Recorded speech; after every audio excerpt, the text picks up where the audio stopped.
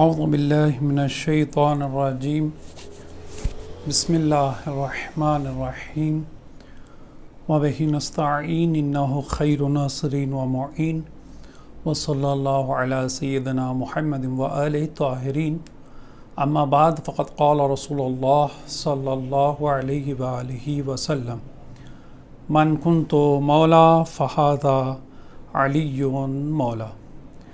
ناظرین محترم، ہم اس مختصر سی گفتگو میں آپ کی خدمت میں عرض کریں گے اس حدیث غدیر کو اہل سنت کی کتابوں سے۔ کیا علماء اہل سنت اس حدیث کا اقرار کرتے ہیں؟ بالکل۔ سب سے پہلے امام احمد بن حنبل اپنی مسند میں زید بن ارقم سے نقل کرتے ہوئے ارشاد فرماتے ہیں کہ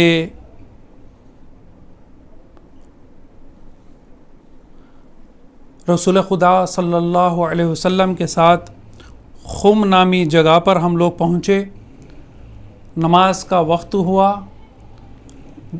حکم نماز کے بعد نماز جماعت ادا کرنے کے بعد رسول خدا صلی اللہ علیہ وآلہ وسلم درخت کے کنارے کھڑے ہوئے، جہاں پر ایک کپڑا ٹانگا گیا تھا تاکہ سایہ رسول خدا پر دھوپ رسول خدا کو نہ جلائے اور سایہ رہے۔ تب رسول خدا صلی اللہ علیہ وسلم نے ارشاد فرمایا اور آقا نہیں ہوں؟ تو سب نے کہا بلا یا رسول اللہ، آپ ہمارے مولا اور آقا ہیں۔ تو آپ نے فرمایا من کنت مولا فہذا علی مولا، اور پھر فرمایا کہ اے پروردگار تو اس کو دوست رکھ جس نے علی کو دوست رکھا، تو اس سے دشمنی کر جس نے علی سے دشمنی کی۔ دوسرے، امام نسائی اپنی کتاب خصائص میں ارشاد فرماتے ہیں زید بن ارقم سے اسی حدیث کو یعنی اسی روایت کو نقل کرتے ہوئے اور اس کے اضافے کے ساتھ کہ رسول خدا نماز جماعت کے بعد فرمایا کہ میں بہت جلد خداوند عالم کا پیغام آپ تک پہنچانے والا ہوں۔ تو آپ نے ارشاد فرمایا کہ میں تمہارے درمیان دو گراں قدر چیزیں چھوڑے جا رہا ہوں، ایک قرآن اور دوسرے میرے اہل بیت جو یہ ایک دوسرے سے کبھی جدا نہیں ہوں گے۔ اور پھر فرمایا کیا میں آپ کا مولا و آقا نہیں ہوں؟ سب نے کہا یا رسول اللہ، ہم گواہی دیتے ہیں کہ آپ ہمارے مولا اور آقا ہیں۔ تب فرمایا من کنت مولا فہذا علی مولا، میں جس چیز کا مولا ہوں علی اس کے مولا ہیں۔ پھر آپ ارشاد فرماتے ہیں کہ تیسرے حاکم نیشاپوری روایت ایک نقل کرتے ہیں صحیح مسلم سے بھی اور صحیح بخاری سے بھی، جو اہل سنت کی کہ علماء کے نگاہوں میں بہت ہی معتبر کتابیں ہیں، صحیح بخاری اور صحیح مسلم، اسی میں یہ موجود ہے کہ اسی طریقے سے جب رسول خدا صلی اللہ علیہ وآلہ وسلم آخری حج سے فارغ ہونے کے بعد جب واپس آ رہے تھے، قم نامی جگہ پر پہنچے اور آگے جو چلے گئے تھے ان کو پیچھے بلایا، جو آ رہے تھے ان کا انتظار کیا، جو لوگ وہاں پر پہنچے تھے ان کو ٹھہرایا، اور پھر اس کے بعد طویل گفتگو کی، حمد و ثناء الہی کی، اور اس کے بعد فرمایا اور لوگوں سے کہا کیا تم گواہ نہیں ہو کہ میں آپ کا مولا اور آقا نہیں ہوں اور ہمارا مولا اور آقا پروردگار ہے؟ کیا میں ہر مومن کا آقا و مولا نہیں ہوں؟ سب نے کہا یا رسول اللہ، آپ ہمارے مولا و آقا ہیں۔ تب علی کا ہاتھ اپنے ہاتھ میں لے کر فرمایا من کنت مولا فہذا علی مولا، میں جس کا مولا ہوں یہ علی اس کے مولا ہیں۔ چوتھا، زید بن ارقم نے اسی روایات کو نقل کیا اور فرمایا کہ رسول خدا نے طویل سخنرانی کی، طویل خطبہ دیا جو خطبہ غدیر سے مشہور ہے. آپ نے حمد و ثناء الہی کے بعد فرمایا کہ میں 2 گراں قدر چیزیں چھوڑے جا رہا ہوں. مکمل حدیث جو حاکم نیشاپوری نے نقل کی تھی اسی وہی آپ ارشاد فرماتے ہیں. پھر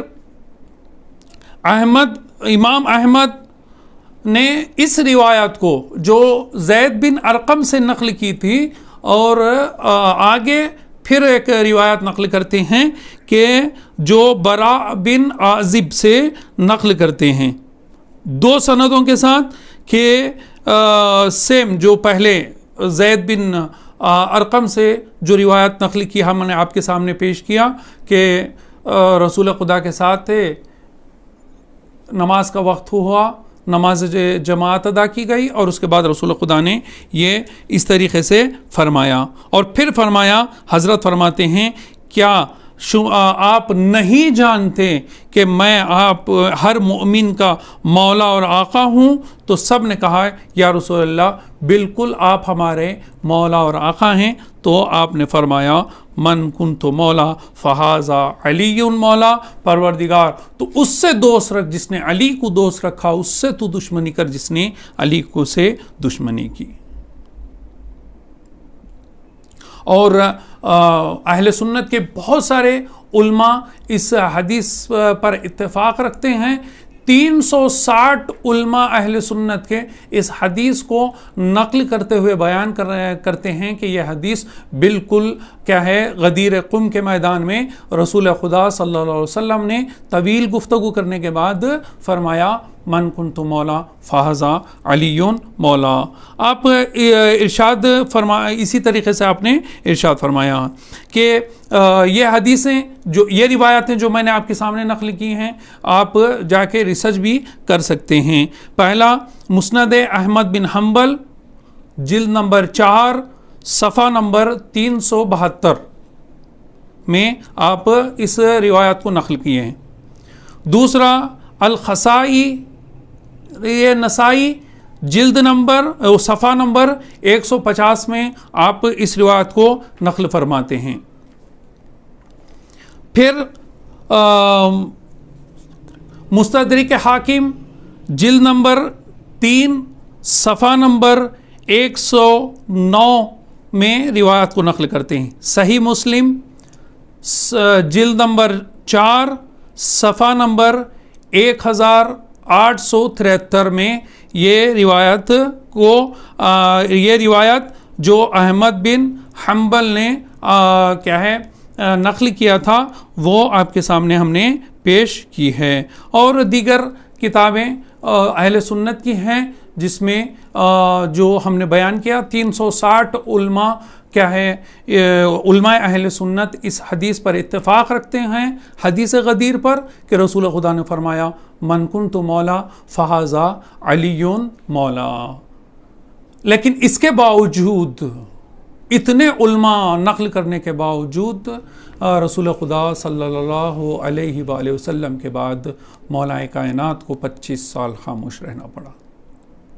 کیوں؟ میرے اہل سنت برادران, اگر آپ اس کو سن رہے ہیں تو آپ ریسرچ کریں, سوچیں کہ جب یہ حدیث رسول خدا صلی اللہ علیہ وسلم نے ارشاد فرمائی, وہ رسول کہ جو اس وقت تک کچھ نہیں بولتا جب تک کہ خدا کی وحی ان پر نازل نہیں ہوتی. رسول خدا نے خود ارشاد فرمایا کہ میں خدا کا پیغام تم تک پہنچا رہا ہوں. لوگوں نے پوچھا کون سا پیغام ہے؟ یہ پیغام آپ تک پہنچا.